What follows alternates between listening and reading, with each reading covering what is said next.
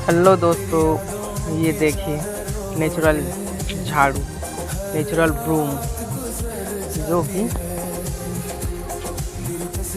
साफ सफाई करने के काम आता है। इतना सारा नेचुरल है पूरा। और इसे हमारे क्षेत्र में क्या बोलते हैं अभी याद नहीं आ रहा, बाद में बताऊँ। और ये देखिए कंडे,